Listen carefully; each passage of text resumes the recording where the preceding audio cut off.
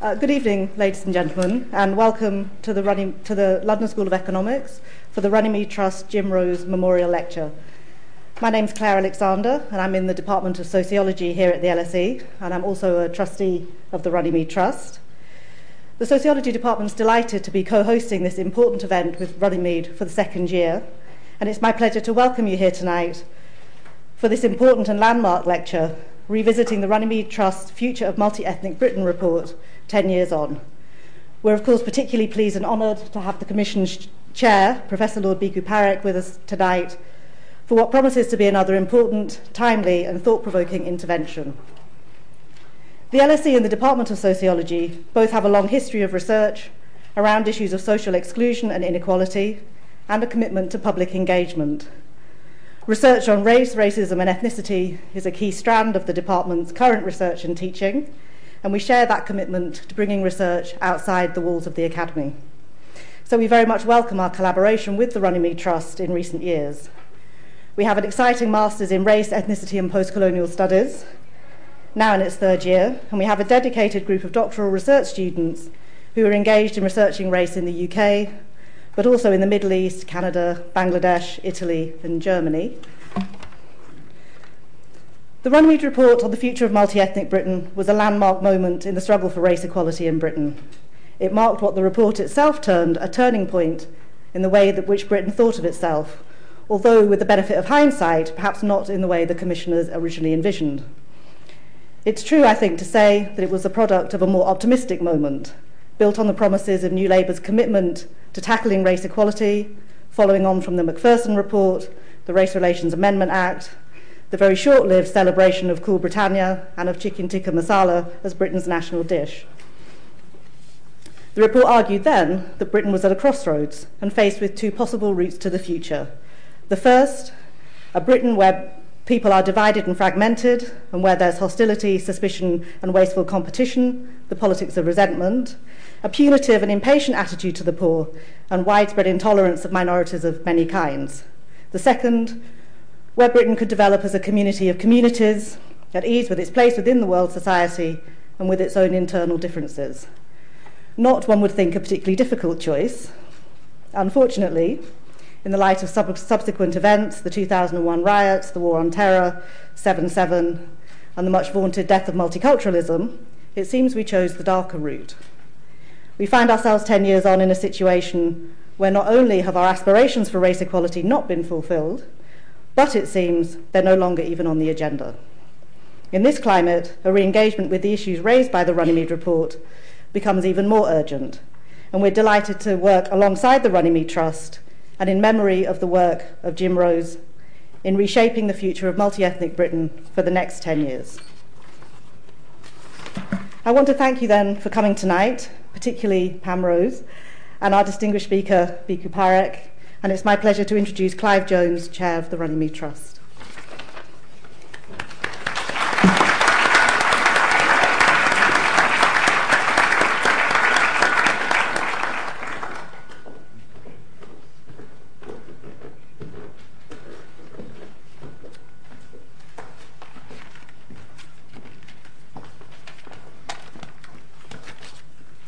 Thank you, Claire, and thank you, LSE, for again providing us with this magnificent lecture hall. I did my first degree here in the 1960s, and this old theatre brings back a lot of memories of fevered debate and student protest, something which delightfully seems to be back in fashion with our new coalition government. Ladies and gentlemen, High Commissioner, welcome to the 5th Jim Rose Memorial Lecture. The Runnymede Trust holds this lecture every 2 years in honour of Jim, one of our founding fathers and our chair for 10 years from 1980.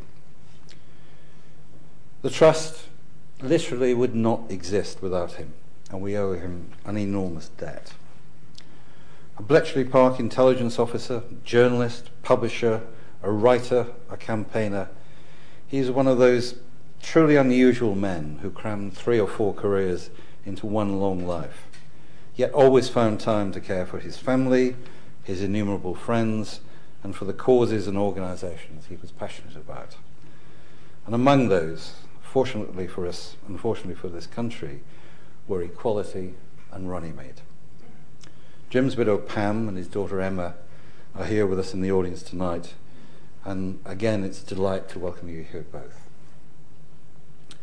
But let me now introduce you to our distinguished lecturer, and our distinguished lecturer, Lord Parekh. Born in India, Bhikkhu was admitted to the University of Bombay at the tender age of 15.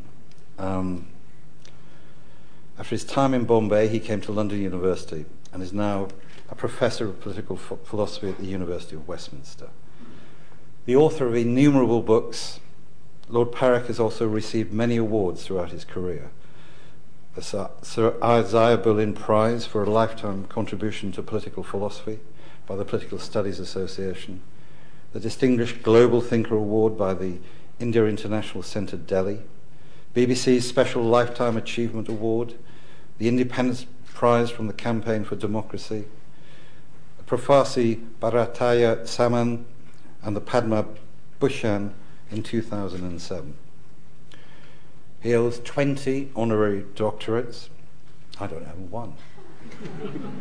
And in 2007, he delivered the annual lecture of the UK Gandhi Foundation, of which he's a patron. And until recently, he was the Centennial Professor here at the LSE. He's been a visiting professor at several universities, including McGill, Harvard, Pennsylvania, Barcelona, Paris, and Vienna.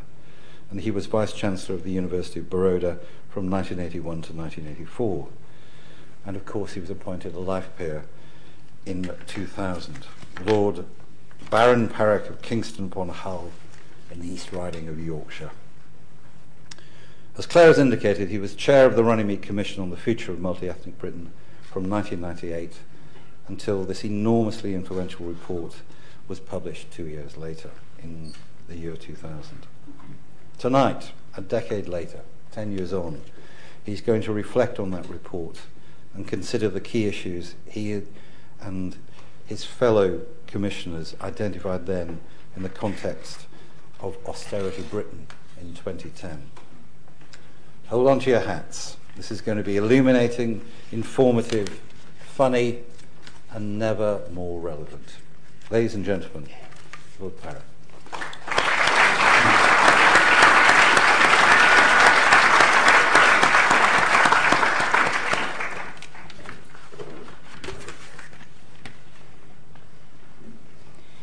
Well, Clive, thank you for those extremely kind words. Just one correction, if I may. I haven't been lucky enough to get 20 honorary doctorates. I'm stuck at 12, and maybe you might be able to persuade 8 universities to make your prediction come true. It's a great honor to be invited by the Runnymede Trust to deliver the Jim Rose Memorial Lecture.